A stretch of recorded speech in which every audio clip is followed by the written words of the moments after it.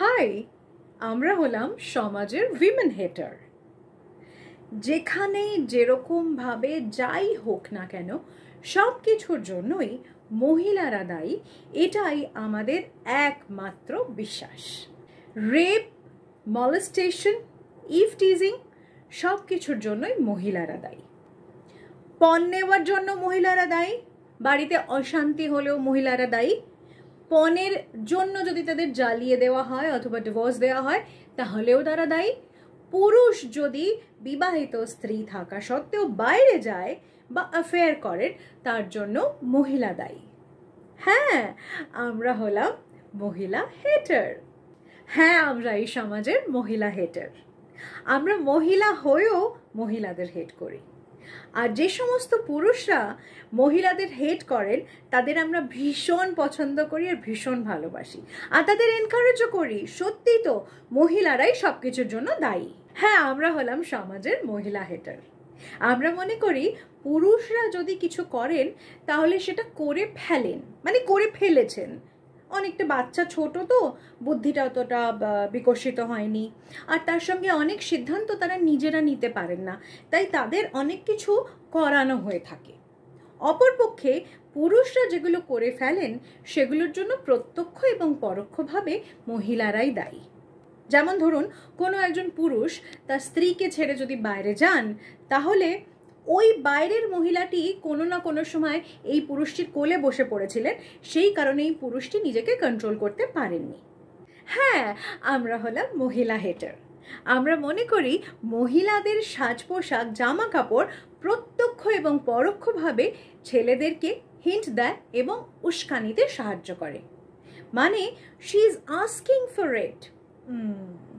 মেয়েরা তো অবলা, এই জামা কাপড়েই তাদের আস্ক করতে হয়, মুখে কিচ্ছু বলতে পারে না, জানেন তো। আমরা হলাম মহিলা হেটার। আমরা যেভাবে বলবো বা সমাজে সবাই যেরকমভাবে মহিলাদের চলতে বলবেন, তারা যদি সেইভাবে না চলেন তাহলে কিন্তু তাদের মতো অসতী আর অকাল কুষ্মাণ্ড আর কেউ নেই। তারা অত্যন্ত অসভ্য, বেয়াড়া এবং কারোর কথা শোনেন না। কেন? মহিলারা কি কচি খুকি যে তারা তাদের নিজেদের সিদ্ধান্ত নিতে পারেন না? আপনারা বলে দেবেন, তারপরে তাদের সিদ্ধান্ত নিতে হবে। হ্যাঁ, আমরা মহিলা হেটার। মহিলারা যখন নিজেদের মনের কথা বলেন, আমরা বলি তোমাদের আবার তো নিজেদের মনের কথা বলার কি আছে? তোমাদের যতটুকু দেওয়া হচ্ছে, তোমরা যতটুকু পাচ্ছ, that should be enough. You should be happy in any situation. আহারে না, মানে আহারে আমি মহিলাকে বলছি না, আমি পুরুষের এই ভাবনা চিন্তাটাকে বলছি। এবং শুধু পুরুষের এই ভাবনা চিন্তাটাকে বলছি না, যে সমস্ত মহিলারা এই ভাবনা চিন্তাটাকে সাপোর্ট করেন আমি তাদেরকেও আহারেই বলছি। হ্যাঁ, আমরা হলাম মহিলা হেটার। আমরা মনে করি মহিলারা এখনো পড়াশুনো করে সেই পড়াশোনাটা রোজই চাল ডাল যখন দিয়ে খিচুড়িটা বানায় বাড়িতে, তার মধ্যে নুন তেলের সাথে মিশিয়ে ছেলেকে আর বরকে খাইয়ে দেন, ও শ্বশুর শাশুড়িকেও খাওয়ান। মহিলাদের পড়াশোনায় তাই খুব একটা কাজ নেই যদি না তাদের ছেলেপুলেকে পড়াতে হয়। আলটিমেটলি কি, বিয়ের পরে তো সেই সংসারই করতে হবে, তাই না? হ্যাঁ, আমরা মহিলা হেটার। আমরা এখনো মনে করি বাড়িতে বউ হয়ে আসার পরে বিবাহিত স্ত্রীর আবার এত বাইরে কাজ করার কি দরকার? তুমি বাড়িতে থাকো, তোমার তো সব কিছুই আছে, তুমি বাড়ি সামলাও, খিদমত করো ফ্রিতে। রান্না বান্না করা, জামা কাপড় কাচা, ঘরদোর পরিষ্কার করে নিট অ্যান্ড ক্লিন করে রাখা, টয়লেট পরিষ্কার করা, এগুলো তো পুরুষের কাজই নয়, এগুলো তো সব মহিলাদের কাজ। আর মহিলাই যদি বাড়ির বাইরে চলে যায় তাহলে এই কাজগুলো করবে কে? মানে মেড করবে আর কি এই কাজগুলো, এগুলো মেডের কাজ এবং তার জন্য দে শুড বি পেড। এতদিন ধরে যে ফ্রি সার্ভিসেস আমরা মহিলাদের থেকে, আমাদের মায়েদের থেকে এত বছর ধরে নিয়ে আসছি, that's wrong and that's not ডান।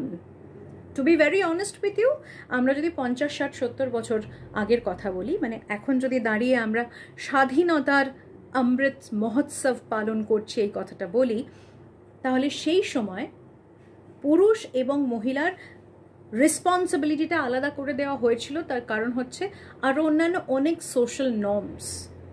আর সেই সময় কাজের অপরচুনিটি এবং তার সঙ্গে পড়াশোনার অপরচুনিটি অনেক লিমিটেড ছিল। কিন্তু 50, 60, 70 বছর আগেও সেটা করে এসছে বলে একই মেন্টালিটি এখনো চলবে। বাড়ির মহিলাদের বাড়ির কাজও সামলাতে হবে, আবার যাদের অ্যালাউ করা হয় বাড়ির বাইরে কাজ করার জন্য তাদের বাইরেটাও সামলাতে হবে। মগের মুলুক নাকি? আরে হ্যাঁ, আমরা হলাম মহিলা হেটার।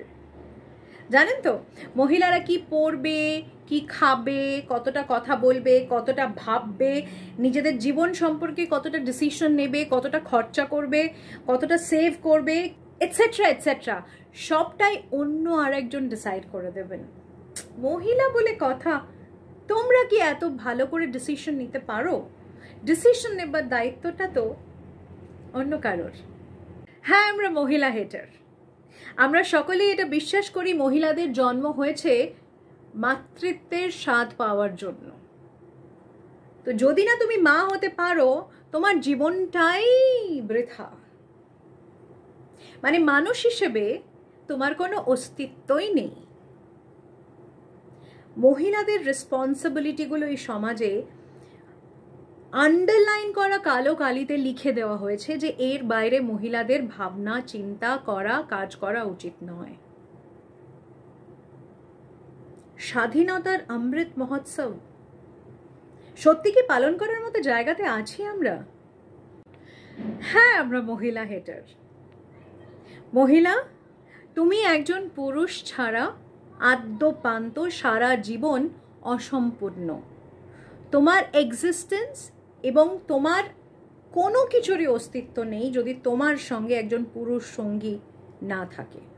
সে যতই তোমায় মারুক ধরুক, সে যতই তোমায় অপমান করুক, সে যতই তোমায় গঞ্জনা দিক, সে যতই বড় নারীতে আসক্ত হোক, তাকে ছাড়া তোমার কোনো অস্তিত্ব নেই।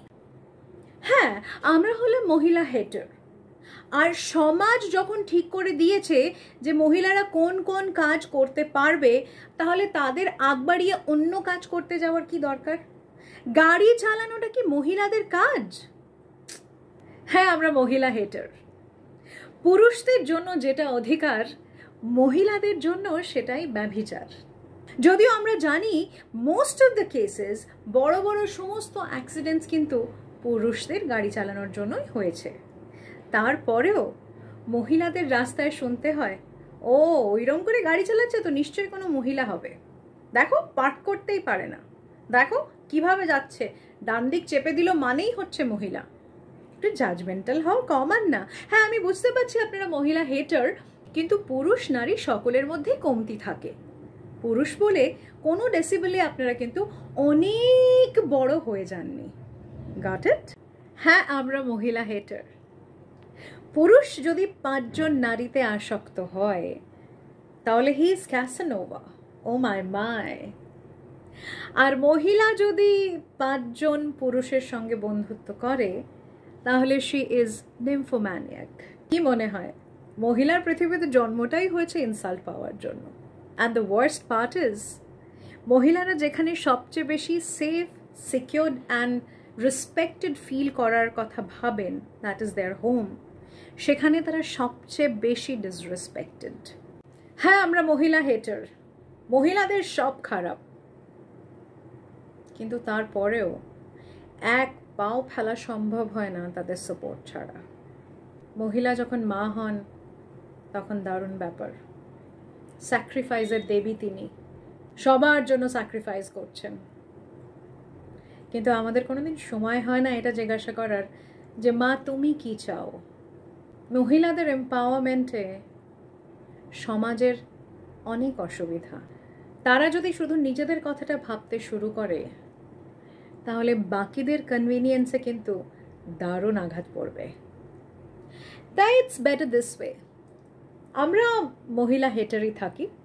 হ্যাঁ, তাহলে যেমনভাবে তাদের ব্যবহার করে চলছে এই সমাজটা, চলতে থাকো।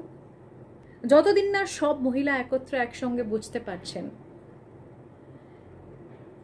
যে তাদের কোন স্থানটা পাওয়া উচিত তাদের নিজেদের জীবনে এবং অন্যের জীবনে এবং সমাজের চোখে।